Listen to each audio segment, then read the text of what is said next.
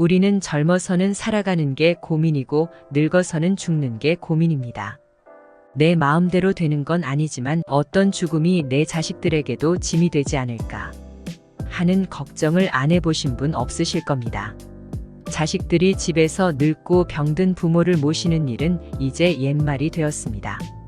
귀하게 키운 내 자식들은 팍팍한 현실 앞에 하루하루 살아가기 바빠 연락조차 잘하지 않습니다. 부모가 늙으면 요양원에 가는 것이 이제는 당연한 일이 되어버렸습니다. 가끔씩 안부 전화만 올 뿐 면회조차 오지 않는 자식들도 많습니다.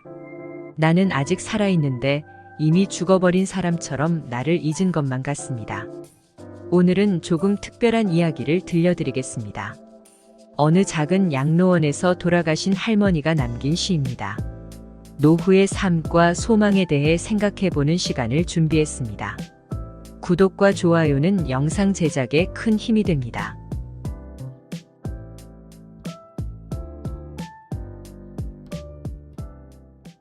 어느 작은 양로원에서 할머니가 돌아가셨습니다. 간호사들이 조촐한 할머니의 짐을 정리하다가 그녀가 쓴 시를 발견하게 되었습니다. 시의 내용에 감동받은 간호사들이 이 시를 복사하여 모든 간호사에게 전달하였습니다. 그리고 모든 이들의 마음을 움직였던 이 시는 영상으로 만들어져서 소개되었고 인터넷을 통해 전 세계로 전달되었습니다. 그래서 오늘은 어느 양로원 할머니의 시를 소개하고자 합니다. 아래의 글은 어느 할머니의 글일 뿐이지만 우리 모두의 현재이거나 미래일지도 모른다는 생각을 하게 됩니다. 나이 들어서 요양원에 가지 않으려면 꼭 기억해야 하는 3가지도 함께 들으시면 좋겠습니다. 어느 양로원 할머니의 시.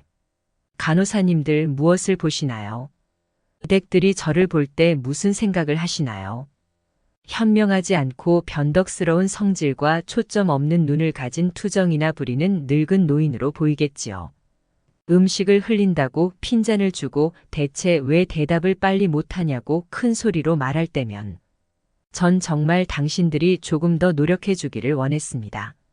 당신들이 귀찮다고 나를 때리고 함부로 대할 때는 내 마음대로 움직이지 않는 몸뚱이로 저는 정말 용기를 내어 헛손질로나마 싸우고 싶었던 것이랍니다. 댁들이 하는 일도 못 알아차리는 것 같이 보이고 양말이나 신발 한 짝을 항상 잃어버리는 바보 같은 늙은 노인으로 밖에는 안 보였나요? 내가 저항을 하든 말든 그것은 아무런 상관이 없다는 듯이 목욕을 시킬 때도 설거지 통그릇만도 못하고 대돌만도 못한 나의 몸뚱이에 눈물도 쏟아냈지만 흐르는 물에 감추어져 당신들 눈에는 보이지 않았겠지요. 음식을 나누어 먹는 것이 아닌 그냥 먹여주는 댁들의 눈에는 내가 가축보다 못난 노인으로 비추어졌나 봅니다. 댁들은 저를 그런 식으로 생각하나요? 당신들은 저를 정말 그런 식으로 보는 건가요?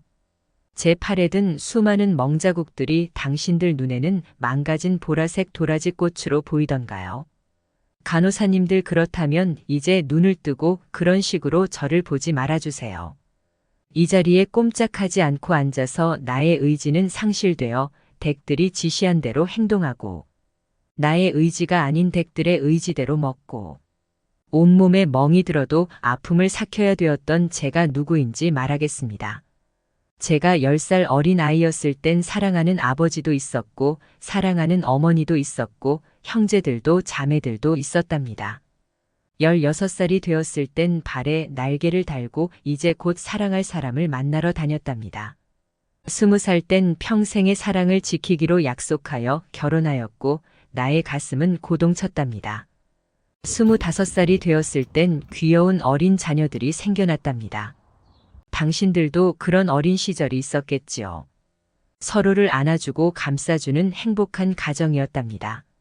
30살이 되었을 땐 어리기만 했던 자녀들이 성장하는 모습을 바라보며 우리 부부는 무엇과도 바꿀 수 없는 행복을 느꼈답니다. 지금 이 순간이 영원했으면 좋겠다. 이보다도 더 좋을 수는 없겠다 생각했습니다. 40살이 되었을 땐 어리기만 했던 아들, 딸들이 성장해서 집을 떠나게 되었지만 남편은 제 곁에 있어 슬프지 않았답니다. 50살이 되었을 땐 제 자식들은 직장에서 일을 하고 손주를 제 무릎에 안겨주었습니다. 그때 비로소 인생의 맛을 다시 느끼는 제 자신을 알게 되었답니다.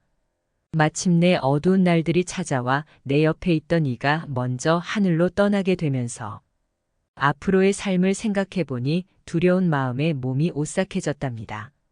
자녀들이 모두 자기의 자식을 키우고 있는 그 모습을 보고 난 내가 알고 있던 지난 날들과 내가 주고받았던 사랑을 한번 떠올려 봤답니다. 저는 이제 늙은이가 되었는데 참으로 우습게도 늙은이를 바보처럼 보이게 만드는 것들을 보면서 세월은 참으로 잔인한 것 같다는 생각도 해봤답니다. 몸은 망가지고 우아함과 활기는 떠나버렸고 한때는 마음이었던 것들이 이제는 무딘 돌이 되어버렸답니다. 시체와도 같은 이 늙은이 속에는 아직도 어린애 같은 마음은 살아있어. 가끔씩은 다 망가진 이 가슴도 부풀어 오르는 때가 있답니다. 좋아하는 사람이 생겨 젊은 시절처럼 사랑도 하고 싶다는 꿈도 꾸어본답니다. 즐거웠던 일들을 기억해보고 고통스러웠던 일들도 떠올려보면서 저는 지금 다시 한번 용기를 내어 삶을 사랑하며 살아가려 합니다. 너무 짧고 빨리 지나간 지난 날들을 생각하면서 영원한 것은 아무것도 없다는 엄연한 현실을 받아들이기로 했답니다. 이제 사람들이여 눈을 떠보십시오. 투정이나 부리는 늙은이로 보지 말고 좀 더 자세히 나를 봐주세요. 당신의 아버지는 아니나 아버지일 수도 있고 당신의 어머니는 아니나 어머니일 수도 있습니다. 그냥 가축에게 모이를 주듯 하지 마세요. 그냥 먹고 싶습니다. 멍들게 하지 마세요. 가슴속에 멍을 안고 떠나지 않게 해주세요. 사는 동안에 하나뿐인 나의 간절한 소망입니다. 이 글을 보니 무슨 생각이 드시나요? 인간은 태어났다가 생로병사를 거치며 결국은 죽습니다. 대자연의 섭리 속에서 펼쳐지는 한 편의 드라마와도 같은 인생사에서 지금 우리는 어디를 향해 가고 있을까요? 시대적 고려장이라고 불리우는 요양원의 현실이 이렇다는 것이 적나라하게 표현된 내용에 공감을 하면서도 어쩐지 애잔한 마음이 남습니다. 남의 일이 아닌 바로 나에게도 다가오고 있는 길이라는 현실의 씁쓸함도 느껴집니다. 우리는 왜 요양병원에 가야 하는가? 우리는 왜 요양병원에 보내야 하는가? 우리는 왜 요양병원을 끊을 수 없는가? 요양병원과 요양원이 과연 누구를 위해 존재하는 것일까 생각해 보셨나요? 이것은 시대의 흐름에 따라 필요하게 되었고 현재는 없어서는 안 될 산업이 되어버렸습니다. 그곳은 정말 병원일까요? 사실은 모두가 알고 있습니다. 죽기 직전까지의 시간을 최대한 버티는 곳이라고 말이죠. 모든 자식들이 그런 것은 아니겠지만 늙은 부모가 귀찮아서 돈 몇 푼이면 해결된다는 안일한 생각에 요양원으로 보내지는 노부모들이 많아지고 있습니다. 그때 부모님의 슬픈 얼굴을 자세히 들여다보는 자식들이 얼마나 될까요? 애써 외면하고 모른 척 해야 하는 현실에 자식들의 가슴도 무너지는 경우가 많을 것입니다. 똑바로 쳐다보지 못하는 자식들의 면전에서 부모는 애써 슬픔을 보이지 않으려 굳어만 가는 얼굴에 미소를 띄웁니다. 나는 걱정하지 말고 잘 살라는 부모의 말 한마디가 팍팍한 현실을 살아가는 우리들의 가슴에 얼마나 와닿을 수 있을까요? 지금 한국의 사회는 진짜 많이 특이한 구조입니다. 정말 기형적인 구조가 되고 있습니다. 왜냐하면 아이를 낳지 않습니다. 그리고 결혼도 정말 많이 안 합니다. 결혼을 하고도 아이를 안 낳는 부부들도 많지요. 한 집에 아이가 한 명도 안 되는 구조입니다. 노인층은 급속도로 많아지는데 새로 태어난 사람들은 없지요. 그럼 지금 30, 40대의 사람들은 20년 뒤 60살이 되었을 때 70대에서 80대의 부모들을 부양해야 합니다. 그래서 이제는 노인이 노인을 부양해야 하는 시대라고도 할 수 있습니다. 스틸라이프라는 영화를 보면 주인공이 거두어들이는 시체들 대부분이 고독사입니다. 공무원이 직접 처리를 해서 장례를 치러줍니다. 그리고 그 장례식에는 아무도 참석하지 않지요. 아픈 부모를 자식들은 돌보지 않고 찾아오지도 않습니다. 전혀 본 적도 없고 친분도 없지만 나라의 녹을 받고 살아가는 공무원이기에 해야 하는 일입니다.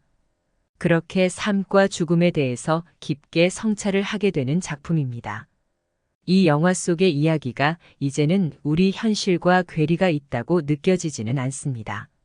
지금의 50에서 60년대생 혹은 그 이전에 태어난 부모님들은 정말 많은 고생을 하셨을 겁니다. 아마 상상도 하기 힘들 정도로 엄청난 고생을 하셨을 거라 생각을 합니다. 과거에는 요양병원, 요양원 이런 게 별로 없었습니다. 그럼 부모님이 편찮으면 자식이 다 했을 겁니다. 아니면 시집온 며느리가 도맡아 해야 하는 상황도 많았습니다. 그렇게 수십 년을 살다 보면 내 나이가 60이 되는 거죠. 이 얼마나 비참한 인생인가요?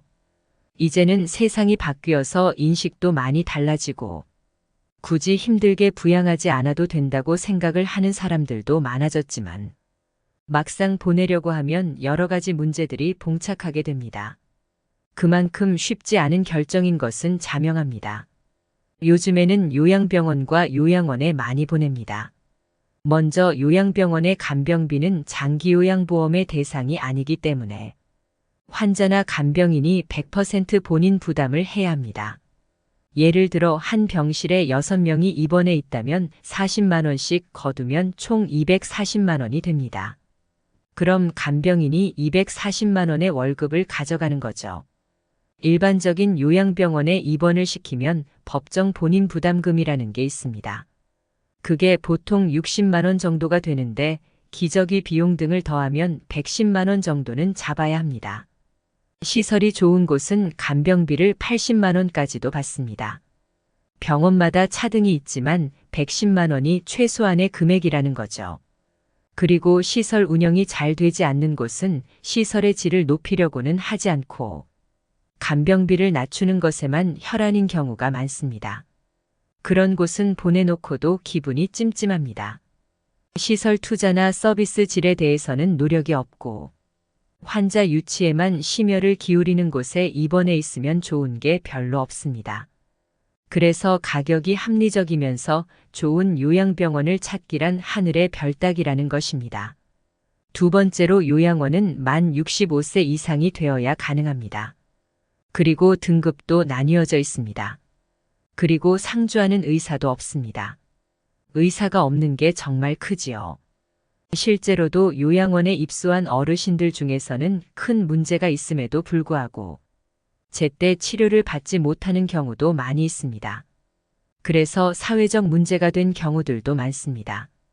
국비 지원이 된다고 하지만 그게 얼마나 질이 좋은 서비스를 제공할까요? 실제로 지금 요양원의 구조는 인력이 부족해서 혼자서 20명, 30명을 보는 시스템이라고도 합니다.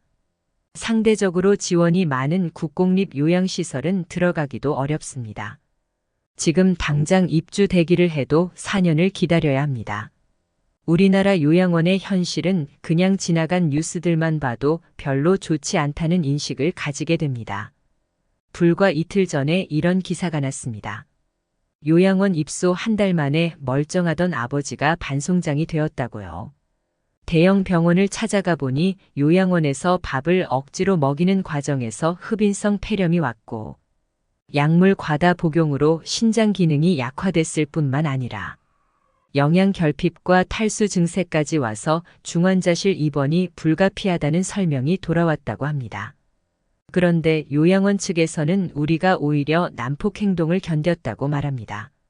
모든 요양원과 요양사분들이 그렇다는 것은 아니지만 요양시설에 부모님을 보낸 수많은 보호자들이 혹시 내가 선택한 요양원은 아닌지 걱정할 수밖에 없는 기사이지요. 요양원은 종신형을 받은 죄수를 가두는 감옥이 아닙니다. 그런데 한국의 요양원은 꼭 감옥 같다고 말씀하시는 분들이 많습니다.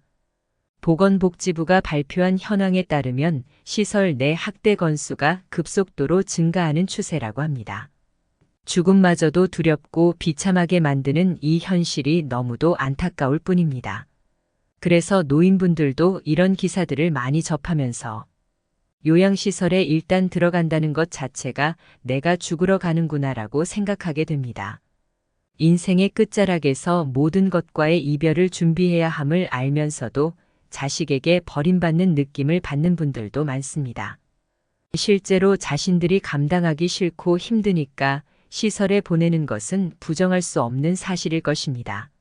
물론 자식에게 좋은 부모가 아니었다면 결정은 더욱 뻔할 것입니다. 그런데 한번 생각해 보세요. 아무리 좋은 호텔에 가도 우리 집만한 곳이 없다고 느끼는 것이 사람 마음입니다. 내가 아무리 돈이 많아서 최상급 최고급 요양시설에 들어간다고 해도 내 집에 오고 싶은 마음이 당연할 것입니다. 익숙한 환경과 익숙한 사람들이 있는 곳이 제일 좋다는 것입니다. 어떻게 죽을지 준비를 하는 것도 나이가 들면 자연스럽게 생각을 해볼 문제라고 생각합니다. 만약이 모든 것이 거스를 수 없는 시대의 흐름이라면 막연하게 걱정만 하고 있기보다는 노후를 행복하게 보낼 준비를 내가 직접 해야 하지 않을까요? 나이 들어 요양원에 가지 않고 독립하여 노후를 건강하게 보내려면 이것 세 가지만 기억하시면 좋겠습니다. 첫째는 육체적 독립입니다. 노후에 요양원에 가지 않고 다른 사람에게 의존하지 않으려면 육체적인 면에서 독립할 수 있는 능력을 갖추는 것이 가장 중요합니다. 건강 수명을 늘려야 하는 것입니다. 이를 위해서는 먼저 기초 체력을 유지하는 것이 매우 중요합니다. 기초 체력을 유지하려면 먼저 근력 운동을 하셔야 합니다. 나이가 들어갈수록 걷지 않으면 걷고 싶어도 못 걷게 된다는 말이 있습니다. 누우면 죽고 서면 산다는 말도 있지요. 나이 들어 근력이 줄어드는 순간 급속도로 노화가 시작됩니다.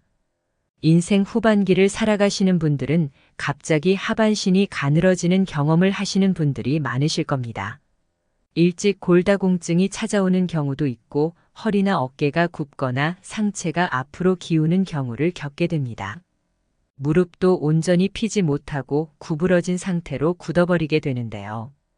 이것은 근력이 약해져서 근육이 우리 몸을 지탱해주지 못해서입니다.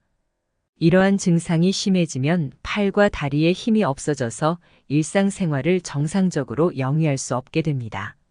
노후에 다른 사람에게 의존하지 않고 독립적인 삶을 살려면 근력을 유지하는 것이 그 무엇보다도 중요합니다.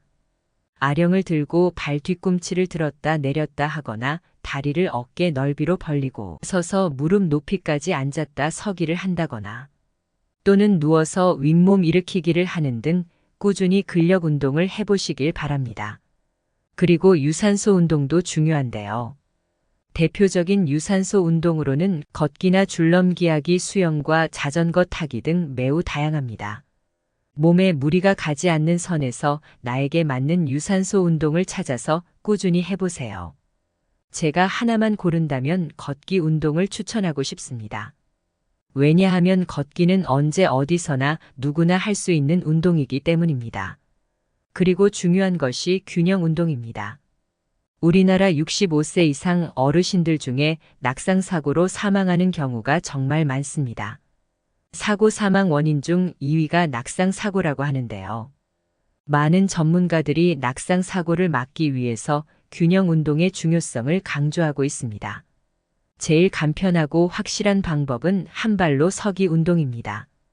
한 발로 서기는 균형 감각을 익히기에도 효과가 있고 혼자 어디서나 할 수 있다는 장점이 있습니다.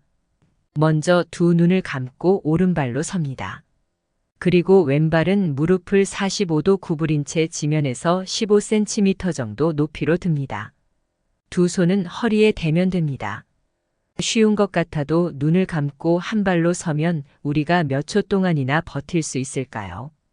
한번 해보시면 상당히 어렵다는 것을 알 수 있습니다.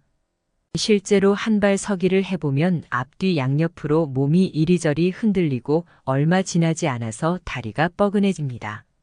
그만큼 평소에 쓰지 않던 근육을 많이 사용하기 때문이지요. 꾸준히 하시면 균형 감각도 향상되면서 한 발로 서서 버티는 시간도 늘어납니다. 둘째는 정신적 독립입니다. 나이 들어서 정신적으로 독립하기 위해서는 무엇이 필요할까요? 가장 중요한 것은 치매에 걸리지 않고 우울증에 걸리지 않는 것입니다. 먼저 치매에 걸리지 않으려면 어떻게 해야 할까요? 아직 치매 백신은 개발되지 않았고 치매를 치료하는 약도 없습니다. 지금까지 개발된 치매 약은 치매 악화를 지연시키는 효과만 있을 뿐입니다. 그래서 우리가 치매 예방을 위해서 할 수 있는 것은 생활 습관을 바꾸고 식생활을 개선하는 것이 최선입니다. 쉽게 실천할 수 있는 생활 습관으로 음식을 꼭꼭 씹어 먹는 습관을 기르셔야 합니다. 우리가 음식을 씹으면 그것만으로도 뇌의 혈류량을 증가시켜 뇌를 활성화시킵니다. 잘 씹는 습관이 치매를 예방해주는 효과가 있는 것이지요. 껌을 자주 씹는 것도 도움이 될 수 있습니다. 그리고 일기를 쓰는 습관도 길러보세요. 치매 환자들에게는 한 가지 특징이 있습니다. 치매 초기에는 장기 기억은 잘 회상하면서도 단기 기억은 잘 기억해내지 못하는 것입니다. 그 이유는 단기 기억을 만들어내는 기관인 해마라는 부위가 망가졌거나 기능이 떨어지기 때문입니다. 이를 막으려면 매일 일기를 쓰는 것이 좋습니다. 일기를 쓰면서 생각을 떠올리면 그것이 해마에 자극을 주어 해마의 기능이 퇴화되는 것을 막고 더 나아가서는 향상시키기까지 한다고 전문가들은 이야기합니다. 그리고 새로운 일에 도전하고 머리를 많이 쓰는 생활 습관을 들이세요. 뇌는 자극을 먹고 산다고 할 만큼 끊임없는 자극을 원합니다. 자극 중에서도 뇌가 가장 좋아하는 자극은 바로 새로운 자극입니다. 뇌가 환호하는 자극이 될 수 있는 것을 많이 경험해 보세요. 예를 들면 새로운 악기를 연주하는 것을 배운다거나 새로운 요리법을 배운다거나 새로운 노래나 춤 등을 배우는 것이 모두 뇌를 건강하게 만드는 방법이 됩니다. 낯선 곳으로 여행을 떠나는 것도 좋고 한 번도 가보지 않은 낯선 길을 가는 것도 뇌에 신선한 자극이 되어 활기 넘치게 합니다. 또한 사회활동에 적극 참여하는 생활 습관도 만들어 보세요. 되도록이면 젊었을 때처럼 여러 사람들과 자주 만나 어울리는 것이 치매 예방에 큰 도움이 됩니다. 여러 사람들과 만나 대화하고 다양한 사회활동을 같이 하는 것이 뇌에 좋은 자극을 줍니다. 집에서 혼자 머무르는 것이 바로 치매로 가는 지름길이라는 것을 잊지 마시길 바랍니다. 그리고 늘 웃으며 즐겁게 생활하세요. 전문가들은 웃으면 뇌가 젊어진다고 말합니다. 왜 그럴까요? 웃음은 좌뇌와 우뇌를 같이 자극하고 얼굴 근육의 움직임을 통해 뇌 회로를 활성화시키기 때문이라고 합니다. 우리가 기분이 좋으면 뇌의 혈류가 활발하게 흐르고 이로 인해 의욕이 넘치며 몸에 활력이 돌게 됩니다. 웃음의 효과가 참 대단하죠. 그런데 우리 뇌는 특이한 점이 있습니다. 그것은 바로 뇌는 진짜 웃음과 가짜 웃음을 구분하지 못한다는 점입니다. 그래서 웃기지 않아도 억지로라도 웃으면 진짜 웃음의 효과가 있다고 합니다. 그러니 오늘부터는 억지로라도 많이 웃으시기 바랍니다. 다음은 우울증에 대해서 말씀드리겠습니다. 나이 들어서 정신적 독립을 하는데 방해되는 것 중 하나가 바로 우울증입니다. 우울증은 치매의 원인이 되기도 하고 치매가 시작되고 있을 시기에 우울증 증상이 나타나는 경우가 많습니다. 이러한 이유 때문에 노인성 우울증과 치매를 구분하기 힘든 경우가 참 많습니다. 일반적으로 우울증이 치매를 촉진시킬 가능성이 있기 때문에 되도록이면 빨리 우울증을 치료해야 합니다. 우울증에 걸리지 않으려면 매사에 비관적 마음보다는 긍정적이고 낙관적인 마음가짐을 갖고 생활하는 것이 가장 중요합니다. 아직 다가오지 않은 일을 미리 걱정하지 말고 지나간 과거에 대해서 후회하지 마세요. 현재를 즐기시며 살아가시길 바랍니다. 세 번째로 경제적 독립입니다. 우리는 지금까지 우리가 경험하지 못한 100세 시대에 살고 있기 때문에 이전과는 달리 경제적 독립을 위한 준비를 더 일찍 시작하는 것이 필요하다고 생각합니다. 정년 후에도 제2의 직업이 필요한 시대입니다. 그래서 할 수만 있다면 일을 계속하는 것도 좋습니다. 꾸준히 자기 개발을 하고 새로운 것을 피하지 말고 할 수 있다는 마음가짐으로 무엇이든 배워보세요. 이걸 배워서 뭐해 라고 생각하지 마시길 바랍니다. 이런 습관과 정신력이 쌓여서 다른 사람에게 의존하지 않는 강인함을 가지게 되는 것입니다. 그래야만 노후에도 경제적으로 독립하여 건강하고 행복한 노후 생활을 할 수 있을 것입니다. 사람이 나이 들고 늙고 병이 드는 것은 당연한 순서이지만 저는 죽음 앞에서 온전한 정신과 육체를 최대한 유지하고 싶다는 생각을 하곤 합니다. 기억의 연결이 완전히 사라지면 그것은 살아있어도 이미 죽은 것이고 내 마음대로 움직이지 못해서 괴로운 심정은 말할 수 없는 고통이 될 것이라는 생각이 들었기 때문입니다. 가족이 큰 질병에 걸리면 사실 웃을 일이 하나도 없습니다. 그냥 모두가 괴롭고 삶 자체가 힘들어집니다. 대부분 돈 문제로 시작해서 싸우게 되고 부양의 문제로 자녀들이 다투게 되는 것은 당연한 수순일지도 모릅니다. 그 모습을 바라보는 부모는 얼마나 마음이 아플까요? 아무것도 해줄 수 없는 현실에 눈물만 흐를 것입니다. 그러니 우리는 움직여야 합니다. 그래서 사는 동안 건강하고 행복해야 합니다. 법륜 스님께서 말씀하신 인생 조언 4가지가 있습니다. 첫째, 행복을 구걸하지 마세요. 남이 어떻게 나오느냐에 따라서 행복과 불행이 결정된다는 것은 내 인생의 칼자루를 남이 들고 있는 것이나 마찬가지이기 때문입니다. 남이 어떻게 하든 나는 아무 문제 없다는 중심을 잡고 당찬 마음으로 내 인생을 살아가세요. 둘째, 모르면 물어서 알면 되고 틀리면 고치면 되고 잘못했으면 뉘우치면 됩니다. 이것이 어떤 조건에서도 주눅들지 않고 내가 내 인생의 주인공으로 살아가는 방법입니다. 이런 자세로 인생을 살면 겁날 것이 없습니다. 셋째, 인생에는 정답이 없습니다.